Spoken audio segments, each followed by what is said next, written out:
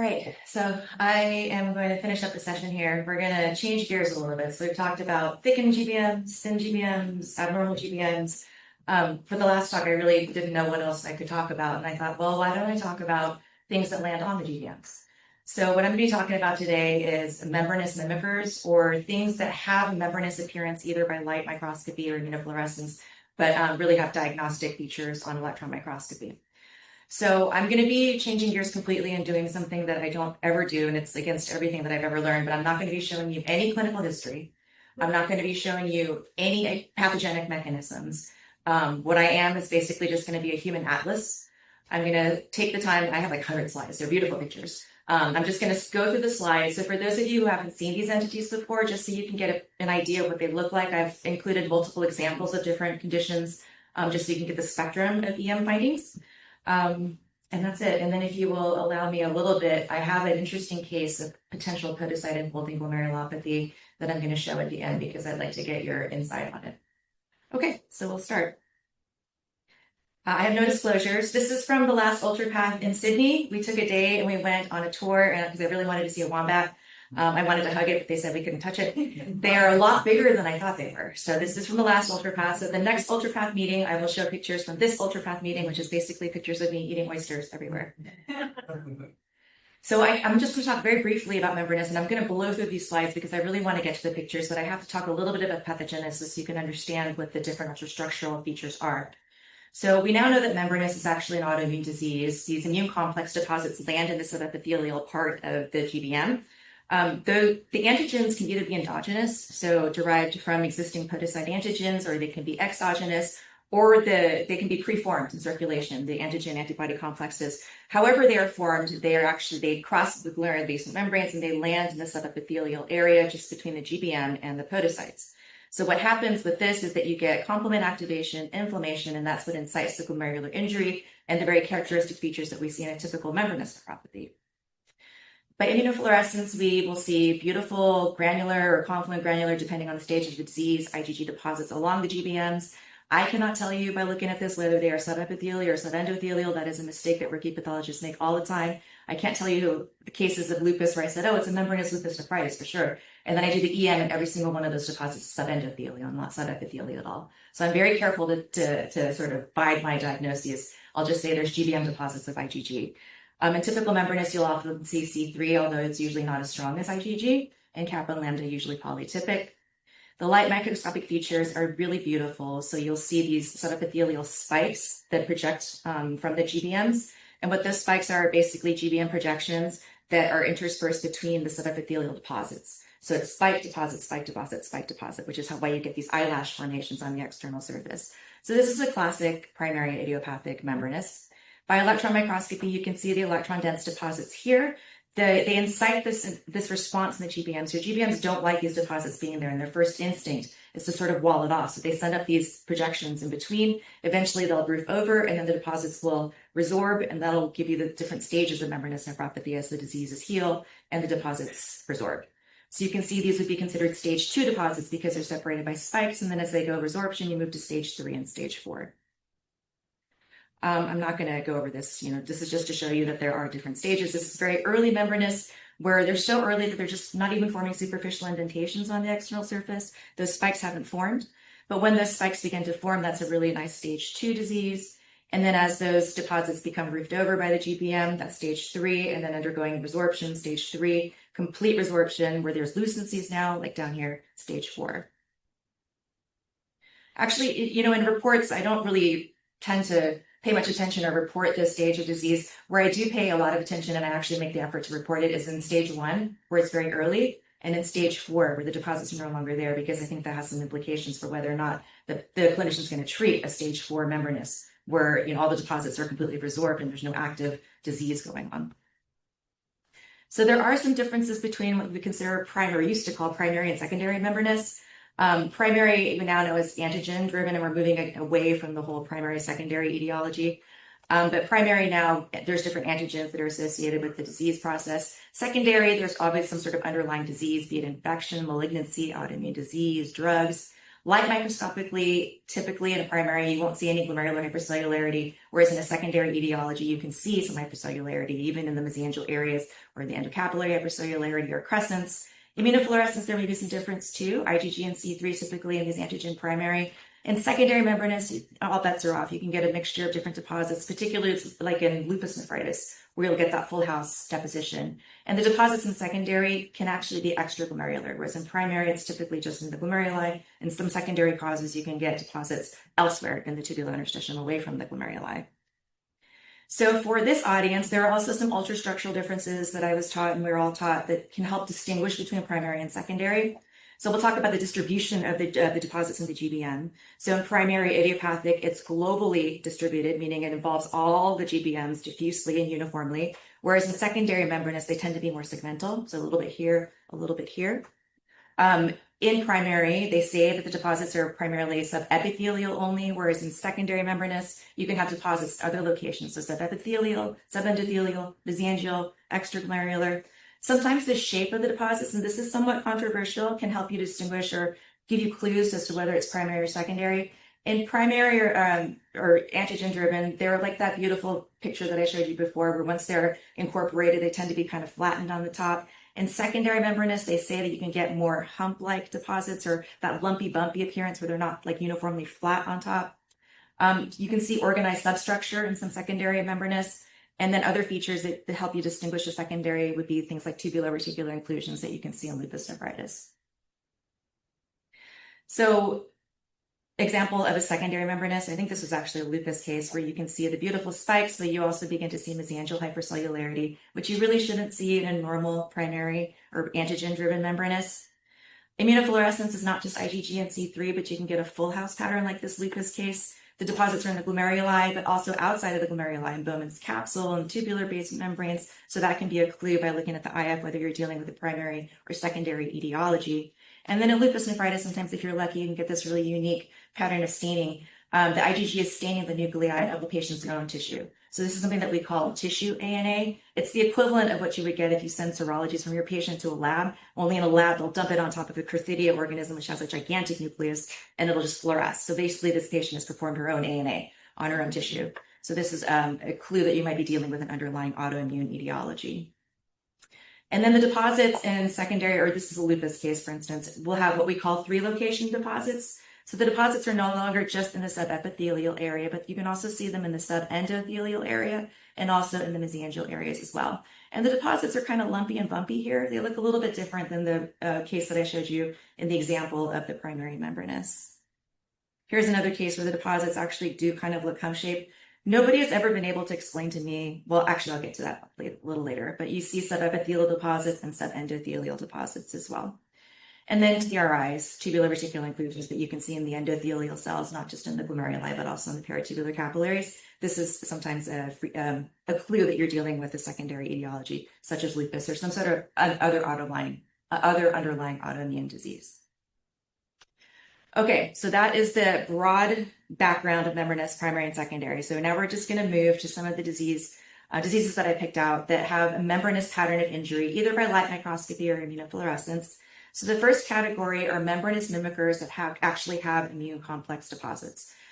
So just like Sarah, if there are no, if they're my own, I don't have any disclosures on the bottom. If there are, references, that means that I've taken them from another publication. So let's start with post-infectious glomerulonephritis. I picked this first because it is immune complex mediated, but also it's really defined by subepithelial deposits, similar to what we see in membranous, although totally different etiologies, I understand that. But we're dealing now just totally with pathology. So light microscopically, it's a little bit different. In a really juicy or active disease, you can get this endocapillary hypercellularity with a lot of neutrophils. We call these exudative or exudative, depending on where you're from, features. If you're lucky, and this is from a case I had of a patient who had rampant syphilis and a post-infectious GN, you can actually see those subepithelial deposits. So this is a trichrome stain, and they show up as these beautiful fuchsinophilic humps. They're not always like this. Sometimes you have to hunt for them, and they're not usually as pronounced as this. But, this disease process is defined by the presence of subepithelial humps or deposits. You can differentiate it from membranous by looking at the immunofluorescence pattern if you're lucky. Typically, post-infectious tends to be very C3 strong. with lesser intensity IgG deposits, and sometimes no IgG at all. Sometimes it's just C3. By electron microscopy, you can see a mixture of subepithelial deposits, even on low power. So characteristically, you get those beautiful, beautiful hump-shaped deposits, which sort of form these superficial indentations on the external surface. This is what I was saying, was that nobody's ever been able to explain to me why it is that in post-infectious, the deposits form these humps and don't incite that same GBM response that your typical membranous deposits do. I've seen or heard different theories. One of them is that, well, infection is a transient process and maybe it just happens all at once and they accumulate. There are other theories that maybe it has to do with what's in the deposit, the ingredients. The post-infectious humps typically have a lot of complement protein in them. That case that I showed you of lupus nephritis before, lupus deposits also have a lot of complement, including C1q, so maybe it has something to do with the components, but the jury is still out. Whatever the case may be, this is characteristic, are those beautiful subepithelial humps that you will see on textbook cases, but they're not always humps. So if you look very carefully, sometimes you can actually see smaller subepithelial deposits involving the glomerular basement membranes, and some of them actually might look membranous. If you took the humps out of here, you'd be hard pressed to decide whether or not this is actually a membranous nephropathy if you don't have those beautiful humps to help you decide. And this is an actual case where this is from all the same case. So the deposits were actually very heterogeneous. There were some areas where if this was all I was looking at, with mesangial deposits and subepithelial deposits, some of them with those intervening spikes, I would have thought that this could be a secondary membranous. So this is just to let you know that sometimes post-infectious glomerulonephritis can have membranous features. And this is actually kind of relevant because rarely I have seen case reports where you have combined disease processes. You'll have a post-infectious, but you also have a membranous nephropathy, both incited by an underlying infection. And one of the ways that you may be able to tell them apart is if you do IgG subtype testing or staining, with the hopes that maybe the deposits have a different subtype than the membranous, and so you can kind of differentiate it that way. But this is just to make you aware that yes, sometimes post-infectious GN can actually have a membranous pattern of deposits in the GBM. Okay, so we're going to move now to membranous mimickers with organized deposits. So I think that Sibel talked about this earlier on the first day, immunotactoid glomerulonephritis. So by light microscopy, typically in active disease, you can get endocapillary hypercellularity, but in some cases, if you look really closely, you can actually see subepithelial spikes. So this segmentally, there are actually subepithelial deposits as well, which are separated by the intervening spikes. And if you looked at this without knowing anything about the history, you might think maybe this is a segmental membranous nephropathy.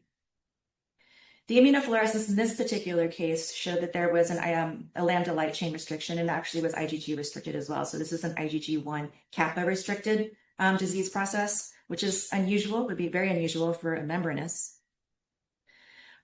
This is not from this case, but just to show you what the classic pattern of immunotactoid looks like. So it's got this really classic, beautiful kind of what they call streaming architecture. So these microtubules that are arranged in bundles that kind of stream. Typically, they're about 20 to 50 nanometers in diameter. Now, from our case, if you look really carefully, it did not have, those really big subendothelial aggregates or intermembranous aggregates. What it did have were segmental subepithelial deposits. So you can see here a GBM that has no deposits, and you can see here one that has a lot of deposits and one that has some. So really segmental subepithelial deposits. And if you don't go on higher power, you could be looking at this thinking, well, maybe I'm dealing with a secondary membranous nephropathy because of the distribution of the deposits in the GBM. And again, on higher power, you can begin to see those subepithelial deposits as well. But if you go on higher power, you can see those deposits are not the uniform, homogeneous, electron-dense deposits typical of your primary idiopathic membranous. They actually do have a real organized substructure, and they are microtubules. And some of these are actually separated by intervening spikes, just the same way that the membranous case was. So this can be really tricky if you don't look really carefully on higher power. Here's another case where you can see the subepithelial deposits now kind of forming these hump-shaped deposits on the external surface. And some of them are a little bit larger and confluent. And then again, on higher power, those beautiful microtubular substructure, which I know I don't have this scale bar. I'm sorry, Sarah. But they are, you'll have to take my word for it. These are actually the right size for immunotactoid. I'm not lying to you. And then again, on higher power, I'm showing you multiple examples just so you can see the broad spectrum of how this disease process can look with the segmental membranous features. So again, the hump-shaped deposits, and then the deposits that are sort of separated by these spikes at basement membrane. Here's another case with the podocyte overlying it. And I swear it almost looks like the podocyte wants to begin, phagocytizing or taking up the immunotactoid. It's really interesting because we see that a lot when it's on the subendothelial side. Sometimes you can see macrophages that are trafficking through that are trying to gobble it up. But I looked at it and I thought, oh my, this kind of looks like, the podocyte's trying to do duty here. Here again on higher power, you can see the interface between the immune complex deposits, the immunotactoid deposits, and the podocytes. So for those who thought that we were crazy and that they never heard of it, it's a real thing. It's rare that it presents or looks this way histologically with this membranous pattern, but it does happen. And this is actually a case that I pulled up late last night. It was a serial biopsy. So there were 2 biopsies performed on the same patient. The initial biopsy, although they didn't provide a high power, it was a mixture of typical homogeneous immune complex deposits and some which had this organized substructure that was consistent with immunotactoid. And during this, they had no idea this was going to happen. And so, obviously the diagnosis of ITG kind of prompted a clinical workup. And so during that, after this biopsy and in the interim between the second biopsy, there was a clinical workup that was initiated. But the initial biopsy did not all have this immunotactoid morphology, but the second biopsy did. So what they noted was that the second biopsy showed the exact same pattern, only more pronounced. And almost all of the deposits now had this organized tubular substructure and no longer that amorphous background. And in the interim, it was found out this patient actually had a positive, there was a paraprotein that they found. And it matched up with the staining pattern. I don't think they did immunofluorescence on the initial one, but they did do it on the second one. So there is real evidence that there is a membranous pattern that has been described for ITG, even though it's rare. And it's something that you should just be aware of. Membranous lupus nephritis is a real membranous. It's not a mimicker, but since we're talking about organized deposits, I wanted to talk a little bit about the different organization that can occur in lupus nephritis deposits. Even though they are typically homogeneous and they look like your normal immune complex deposits, rarely the lupus deposits can self-aggregate into these unusual structures. So sometimes they can form fibrillar structures that range between about 10 to 18 nanometers in diameter, kind of overlaps with amyloid and fibrillaries and get a little bit scary. But again, you can distinguish this from other disease entities by looking at the pattern of immunofluorescence staining. Hopefully your lupus case is full house. You can also get these fingerprint structures that Sibel showed too. Sometimes you can actually see these in a membranous distribution. Like in this case, you can see the beautiful fingerprints that are on the outside surface in this membranous lupus nephritis case. And again, here, it almost looks like pasta to me. And again, I don't know of any really good published explanation as to why some of these deposits aggregate into these substructures and some don't. But they say that this fingerprint structure is pathognomonic for lupus, although this can look very much like cryo as well. And then other organized substructures that you can see in the lupus deposits, you can see microtubular organization. The diameter range is pretty wide here, anywhere between 20 to 100 nanometers. And then sometimes they can self-aggregate into these like almost these crystalline or parallel arrays that also can look a lot like cryo, except this is actually from a confirmed lupus case that had full house pattern. So this is just to make you aware that those lupus deposits can also organize into these substructures. Okay, so we're going to move now to membranous mimickers with fibrillar deposits. So the first is amyloid, and Sibel also talked about this on the first day. So if you looked at a case like this, obviously, you would not think that you're dealing with a membranous case because you have a lot of amorphous deposits. But again, I just wanted to point your attention to the GBM changes. So if you look over here on the GBM, you can see that sometimes these amyloid deposits can be associated with these spikes here. They tend to be longer than the ones you see in membranous. Sometimes they tend to be segmental. And usually you can see they're surrounded by this amorphous material, which is the amyloid that has formed these subepithelial aggregates and kind of dragged up portions of the GBM or has incited this reaction in the GBM. You can distinguish amyloid by looking at the histology, obviously, but if you want to get technical, you can also do a Congo red stain.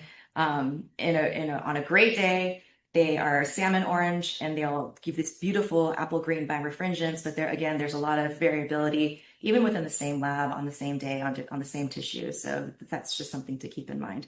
But typically apple green birefringence with polarized optics. And then also obviously immunofluorescence or IHC, depending on the type of amyloid that you're dealing with.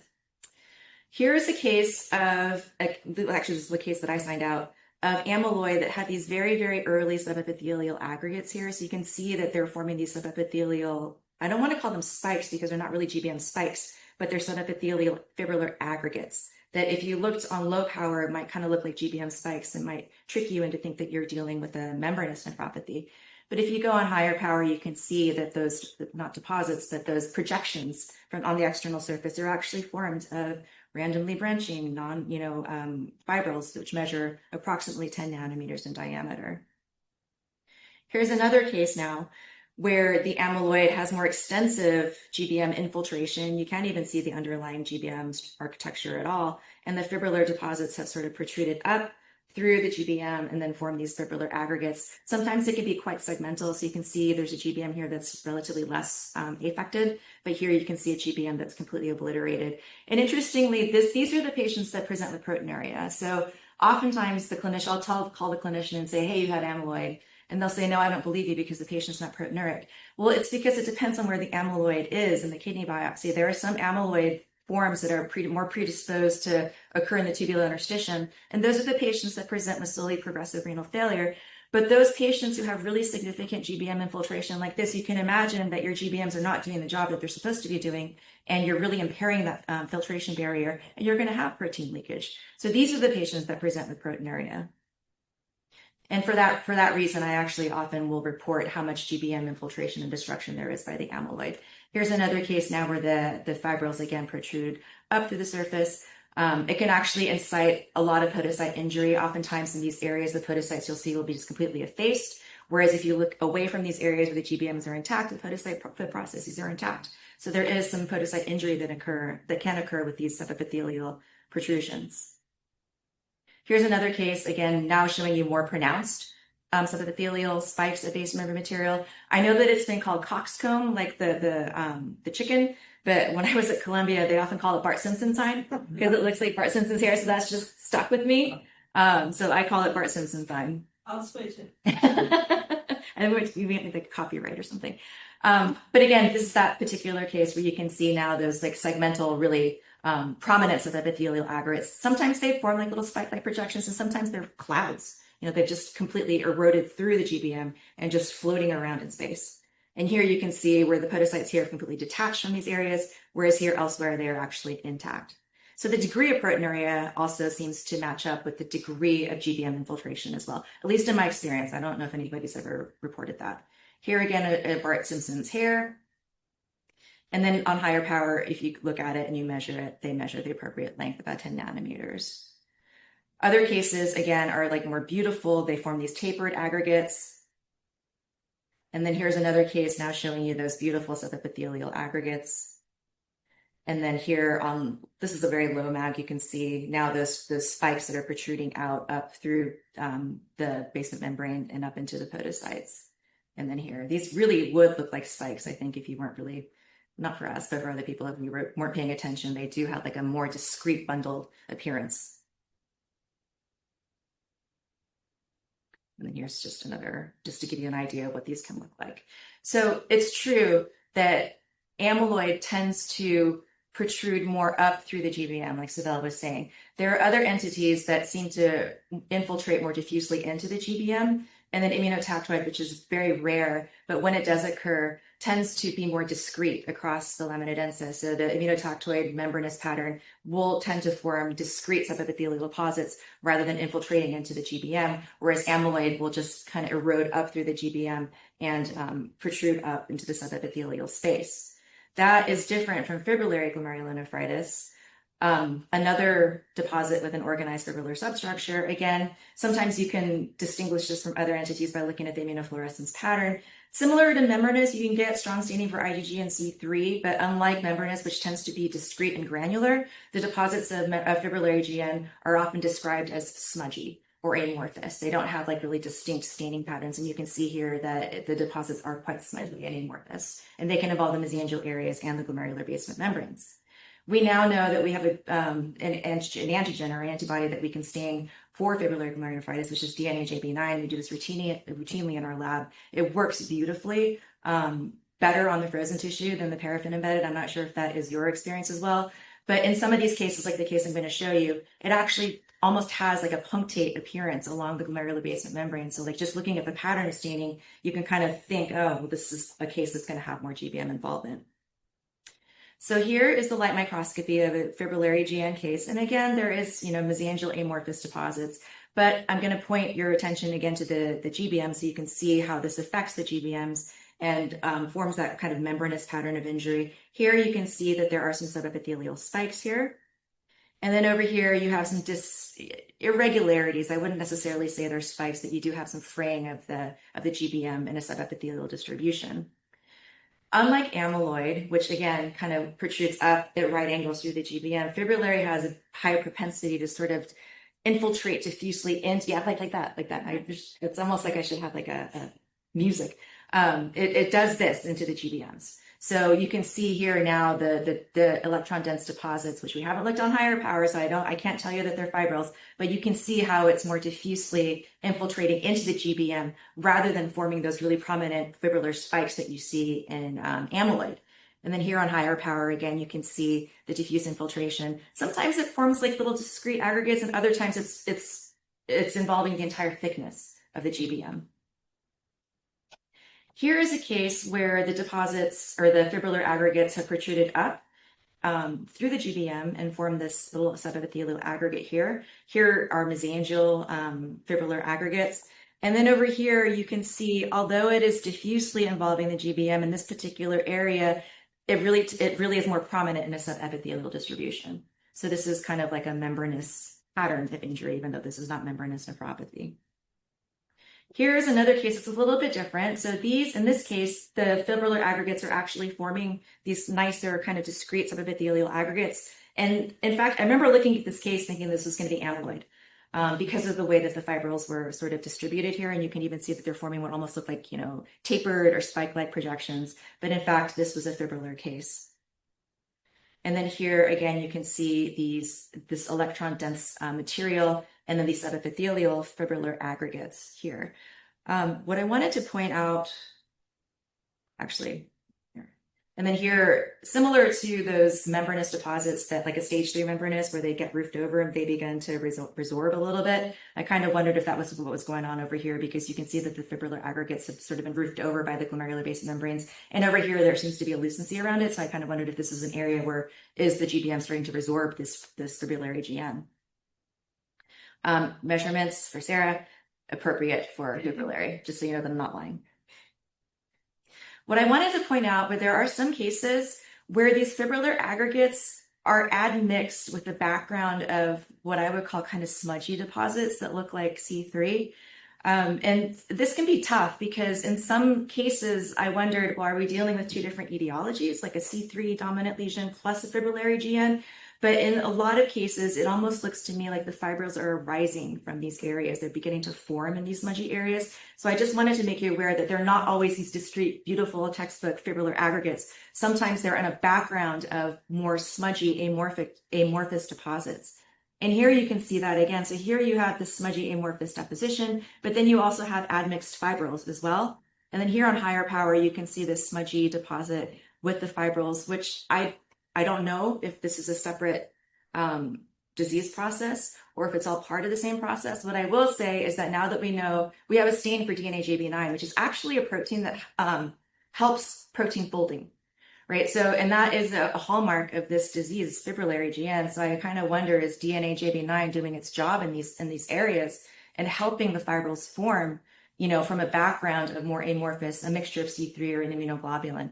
So this is something just to keep in mind, is that you can often have a mix, and this can be very difficult to distinguish from, let's say this person had like a post-infectious GN with a superimposed fibrillary. I don't think there's a really good way to determine that with certainty, but I think that there is, this is something that a pitfall you should be aware of.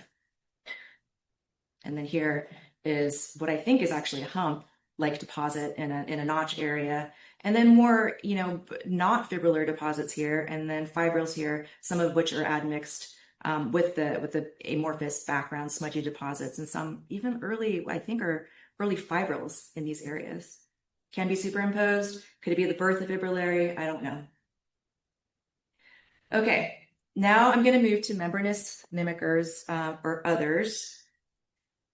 So I am not going to talk about pathogenesis or disease mechanism because that's been discussed early. I'm just talking now about the appearance of these deposits. So one of the mimickers is membranous nephropathy with microspherular deposits. And I show this because the light microscopy really does look like a real membranous. So if you look at this case, and I'm going to point out a couple different areas, there's one over here where you can see subepithelial spikes of silver positive spikes.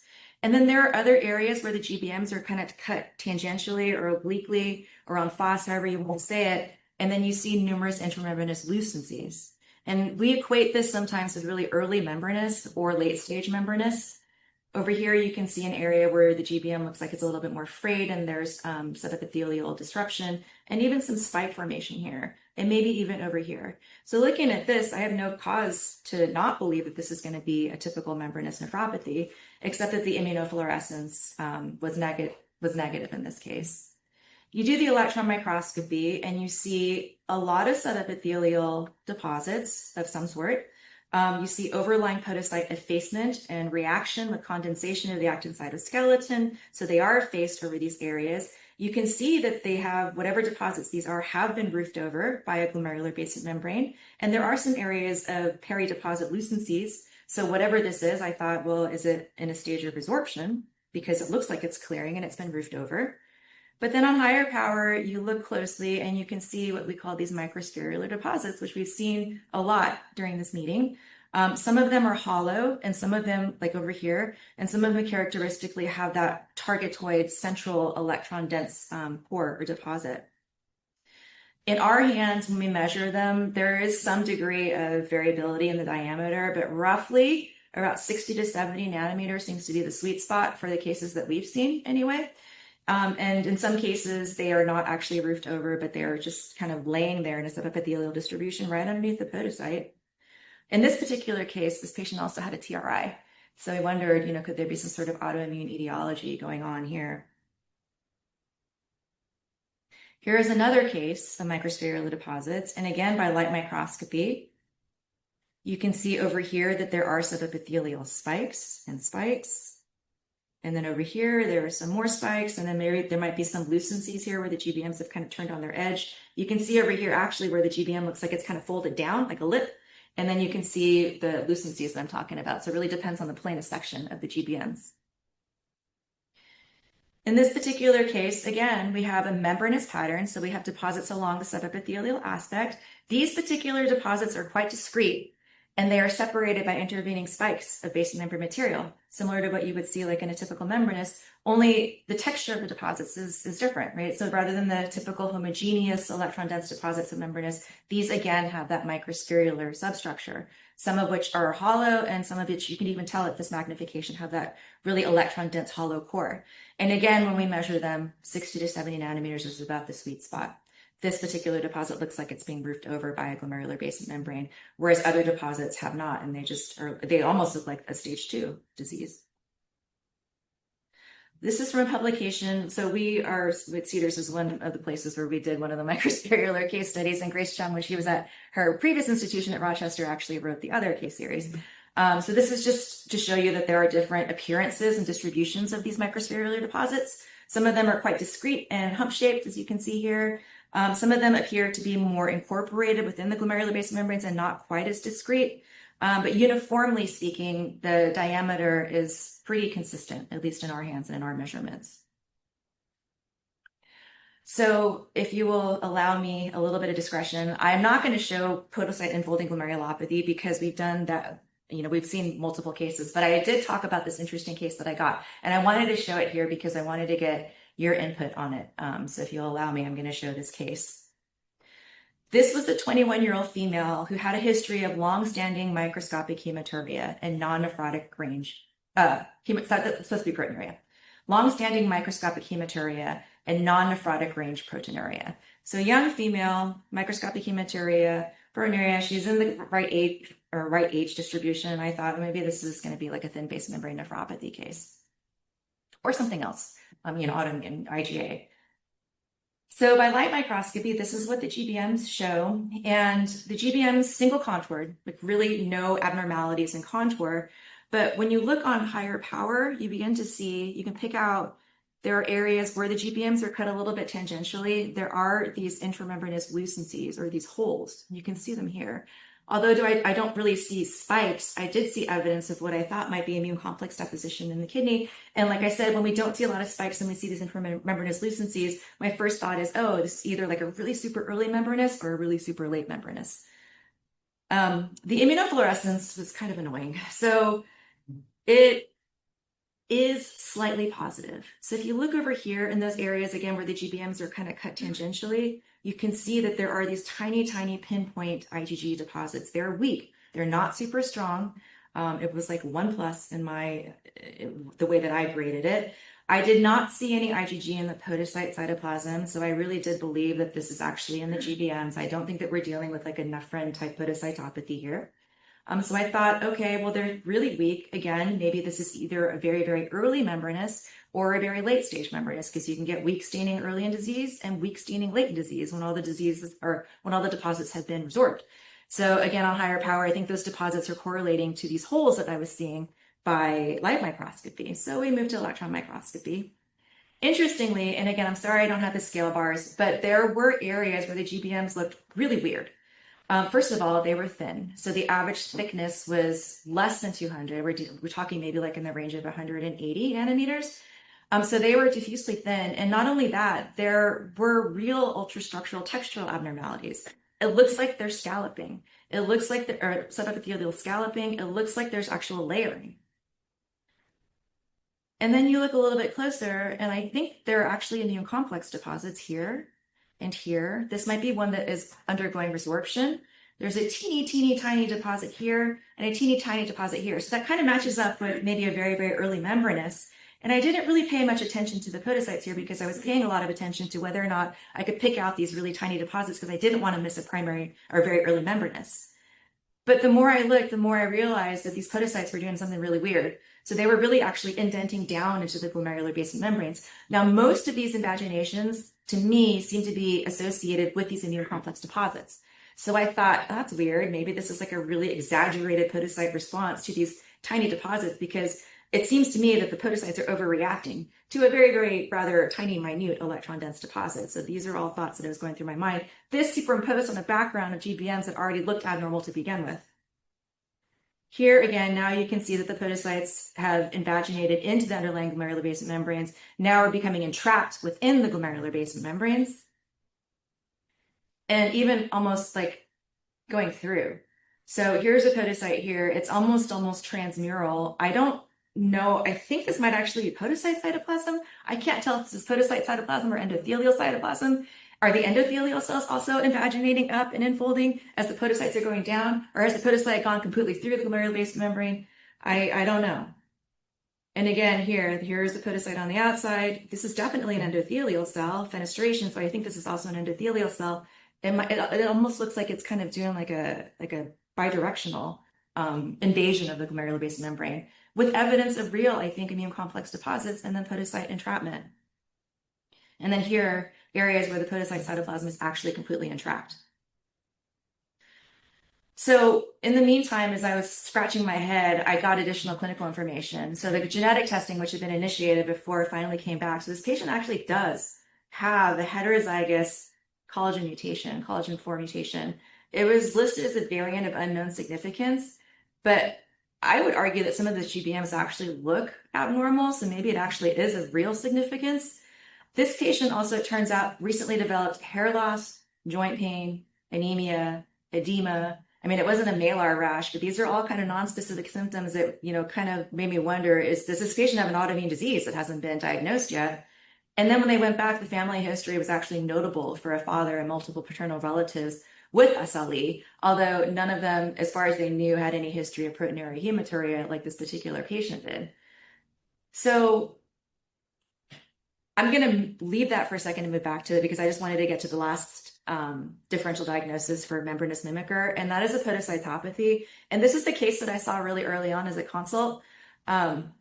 And what the mimicker in this particular case was actin filament condensation. So this was before nephrin became like a household name. And now we look at this IgG staining and we see like the dusting of the podocyte cytoplasm. We're thinking, oh, this must be a podocytopathy. This must be nephrin or some sort of other podocyte antigen. But I think initially, and I can imagine where this pathologist was coming from, thought, oh, well, these are probably protein reabsorption droplets in the podocytes because the patient has proteinuria. And it can become very tricky because in areas where those podocytes might be overlaying the glomerular basement membranes, that cytoplasmic staining might overlay the GBMs and maybe misinterpreted as GBM deposits. And I think that's what happened in this case, was that some of these deposits, IgG staining or punctate deposits that were actually in the podocyte cytoplasm, were misinterpreted as being in the glomerular basement membranes when it wasn't there at all. And this patient presented with nephrotic syndrome. By light microscopy, the glomeruli were completely normal. There were no spikes or hypercellularity or any other features to suggest that this might be a membranous nephropathy. And when you look on electron microscopy, we can all appreciate that there is extensive podocyte foot process effacement. It's almost like the foot processes form this, this complete sheet on top of the outside surface of the GBMs. But if you look really closely, we've all seen this before, but I think it can be really tricky maybe to somebody who maybe has not had as much experience. This is the podocyte cytoplasm, and this is condensation of the actin cytoskeleton. I think that it can be very tricky for some, if you haven't seen this, to look at that and then have in your mind that you're looking for some sort of immune complex lesion based on misinterpretation of the immunofluorescence. And I think in this particular case, this was misdiagnosed as a very early membranous nephropathy, when in fact, these are not immune complex deposits at all. What they are just part of the podocyte cytoplasm that are, that has undergone this ultrastructural change or morphologic change in response to, the effacement and nephrotic syndrome. So this is just another caveat, not so much for a savvy audience like this, but just to have it out there to be complete. So with that, I'm going to move back and I'm going to ask if any of you, first of all, that's the end of my talk. And I'm going to ask if any of you have any thoughts about this case here that I presented. And I'm going to give you the microphone because they said that if you don't talk into the microphone, then the people who are logged in remotely can't hear you. So thank you for your patience.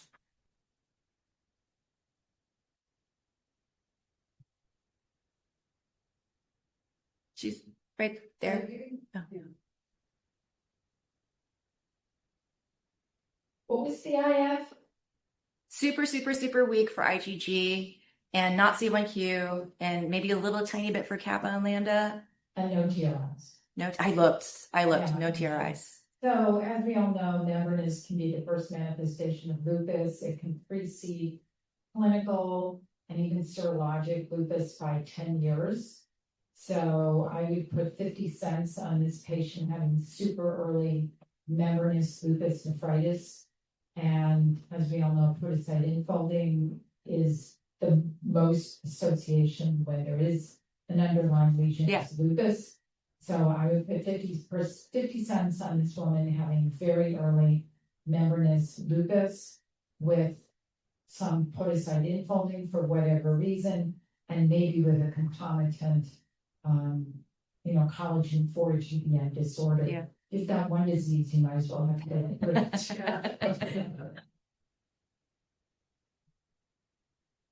Yes. No debate.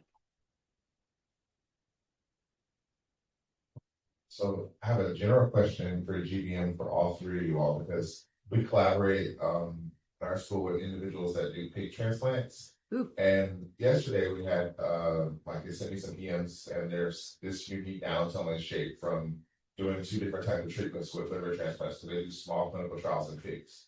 And so I'm also wondering, have you all ever seen alterations in mitochondria biopsy or biopsy from a liver or kidney from transplant based upon how they treat the transplant? So it could be in ice or room temperature or so forth. Have you seen a large variation in the GBM based upon that? So that's a general question for everybody. And then all of the collagen related questions. A second question is, I'm curious about, do you also see mitochondrial changes when you also are seeing these collagen mutations? And if so, are they limited only to podocytes, or are they also in other parts of the kidney? So In my experience, we obviously look at everything, including the mitochondria and the tubules, and we document it. And I have a particular interest in mitochondria, so I'm always looking at them. In this particular case, I did not see any abnormalities in the mitochondria in this case. Sorry, what was the other question? The other question is a general GBM question. So I just was curious about, like, if you're doing transplant, do you sometimes see a thickening of the wall, or does it only, I may be using the wrong word about it, but or does it only vary based upon who you get the transplant from? Is that more of a variation in a degree than the actual change in, like, how you process the transplant tissue? So it depends how far out the transplant is. Are you talking about a month later? Are you talking about 10 years later? Because you have a hyperfiltering glomerulus. So over time, you're going to get thickening. And I've seen even very early on when there is a size mismatch, either too small or too big, that you can get these changes in the GBMs. I've noticed thinning too, and I write it off. So oftentimes, even immediately post-transplant, sometimes if you measure it, they actually seem a little bit thin to me, and I never diagnosed invasive membrane nephropathy. I just kind of write it off as maybe like an early response to hyperfiltration, and then we wait and see what happens with subsequent And part of it is their donors, because you can have, you're now transplanting patients where the donor's diabetic, or we see a donor with a type 4 collagen lesion that's asymptomatic, or we've seen donors with a variety of different things. So you always have to keep in mind, especially early on, was it intrinsic to the kidney itself when it came over? Thank you very much. Yeah, and I think it takes time for those GBM or the GBM changes to form, right? So it wouldn't be something that was immediately, I think, affected by whether or not the kidney was cold perfused versus some sort of experimental medication or whatnot. At least not that close to transplant.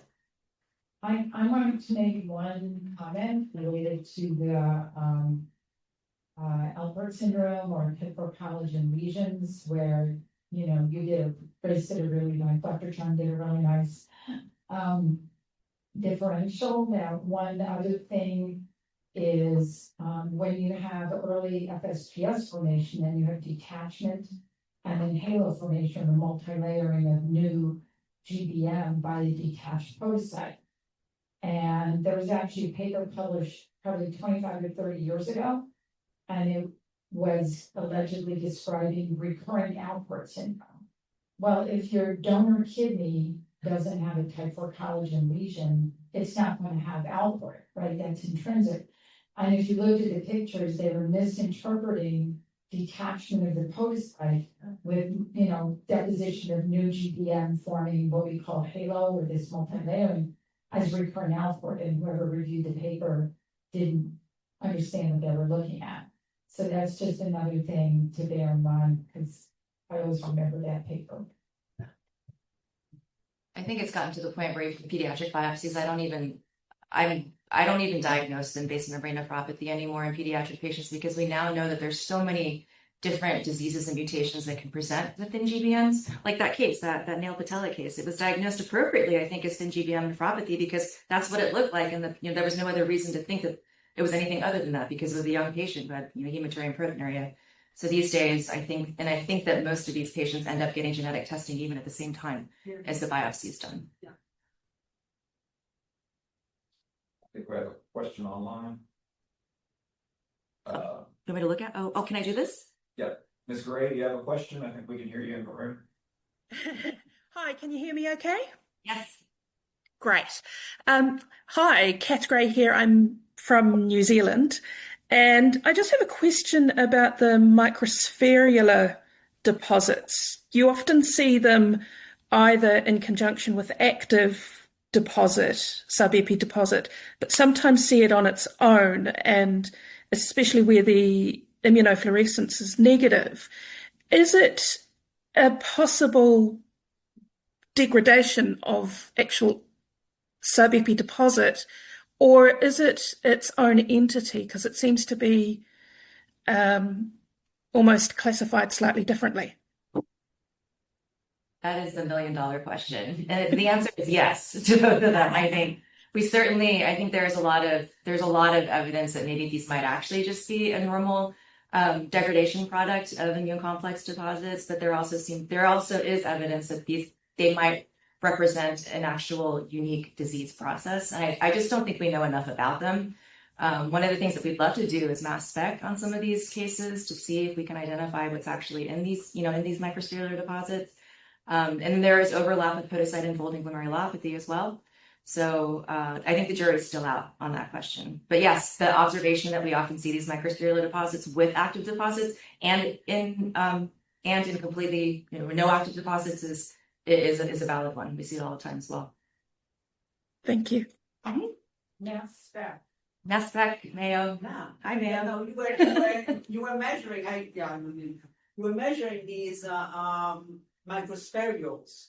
Do you think that this is completely a different entity, and that if you do any genetic testing or if you do any mass spec, you come up with something that is completely new? We don't know, but Dr. Joe showed in his talk yesterday when you looked at he was talking about the serial EM stacking and looking at the podocyte invaginations and their association with these microspherulars in the GBM. I think in the cases, it didn't look like there was any communication with the podocyte invaginations and these microspherules.